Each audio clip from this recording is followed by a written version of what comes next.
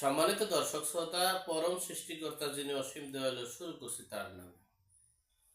আজকের বিষয়টা হলো ডক্টর মোহাম্মদ ইউনূস যে পায়তারা করছেন, তার যে মিশন এবং ভিশন, তিনি মিনিমাম 28 সালের ডিসেম্বর পর্যন্ত ক্ষমতায় থাকবেন। এর পরের চিন্তা হলো পরে। আর সেই ক্ষমতায় থাকার মূল হাতিয়ার হচ্ছেন বিএনপি সহযোগিতায় জামাত শিবির হেফাজত। কারণ হচ্ছে এই ডক্টর মোহাম্মদ ইউনূস জানে যে বিএনপি একমাত্র প্রধানমন্ত্রী না হওয়া পর্যন্ত, যতদিন পর্যন্ত তারা প্রধানমন্ত্রী হতে পারবেন না নিশ্চিত, ততদিন পর্যন্ত তারা কোনো নির্বাচন বা কোনো কিছুতেই তারা রাজি হবেন না।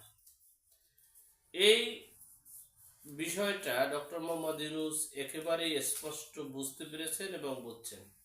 যখন অনুমান করে বুঝতে পারে বিএনপি যে নির্বাচন দিবে 28 সালের আগে দিবে না, তখন একটু হুঙ্কার করলেই তখন তাদেরকে একটা মেসেজ দেওয়া হয়, শোনেন, বেশি বাড়াবাড়ি করবেন তো আওয়ামী লীগের হাসিনার কাছে ক্ষমতা দিয়ে চলে যাব।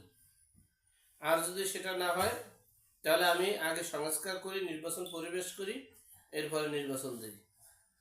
মানে এই কথাটা বললেই বিএনপির ঠান্ডা।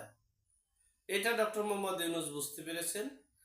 আর সেই বুঝতে পারায় সেই সিদ্ধান্ত নিয়েই এই ডক্টর মোহাম্মদ ইউনূস আগাচ্ছেন। অপরদিকে এই নুরুল হক নূর, তিনি চাচ্ছেন যদি এখন নির্বাচন দেয় তা সারা বাংলাদেশে নুরুল হক নূরের একটা সিটও হবে না, জীবনে এমপি মন্ত্রী হতে পারবে না।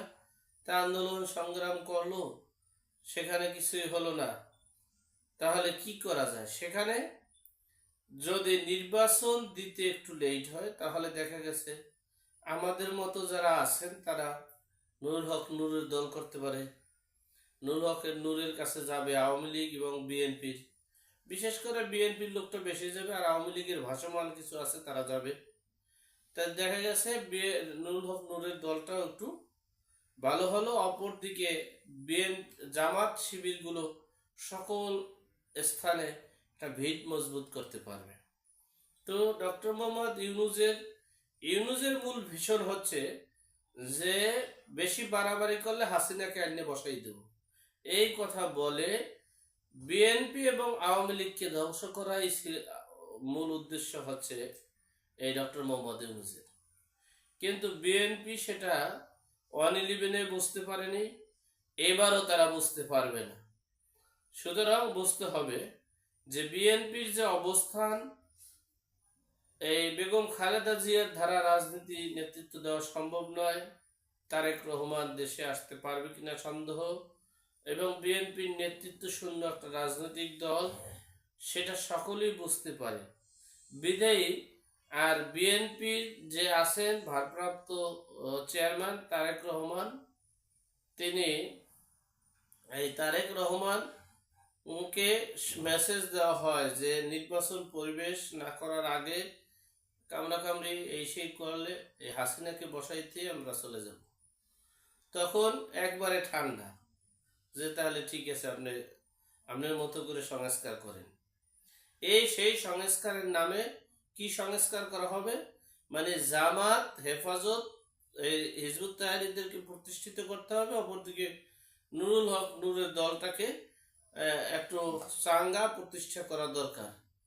এটাই মূলত মূল লক্ষ্য। কিন্তু বিএনপি একটা রাজনৈতিক দল, তারা কখনোই জনগণের কথা চিন্তা করতেছে না, তারা কখনোই নেতাকর্মীদের মনের ভাষাগুলো বুঝতেছে না, তারা কখনোই দেশের এই যে যারা গত 15টা বছর যারা লাঞ্ছিত, অপমানিত, নিষ্পীড়িত, নিঃশেষিত, তাদের কথা চিন্তা করছে না। যদি বিএনপি সেটা চিন্তা করে, তারেক রহমান সেটা যদি চিন্তা করে, তাহলে উচিত যেভাবেই হোক আগামী জানুয়ারির আগে নির্বাচন নির্বাচনের পরিবেশ করা, নচেত এই উপদেষ্টা পরিষদকে বাতিল করে নতুন জাতীয় সরকার গঠন করে তাদের মাধ্যমে নির্বাচনের ব্যবস্থা করা। আর না হলে চরম খেসারত দিতে হবে বিএনপির। আওয়ামী লীগ তো যে অবস্থা আছে সেখান থেকে পরিবেশ তৈরি করতে অনেক সময় লাগবে, কিন্তু বিএনপির যে সুবিধাটা, যে সুযোগটা ছিল, সেই সুযোগটাও শেষ করতে যাচ্ছে এই ডক্টর মোহাম্মদ ইউনূস। তাহলে এখন বিএনপির কি করণীয়, সেইভাবেই আগানো উচিত বলে আমি মনে করি। আল্লাহ আমাদের সকলের বিপদ আপদ বালা মুসিবত থেকে হেফাজত করুক। আল্লাহ আমাদের সকলকে হেদায়েত নসিব করুক। আমিন। আসসালামু আলাইকুম।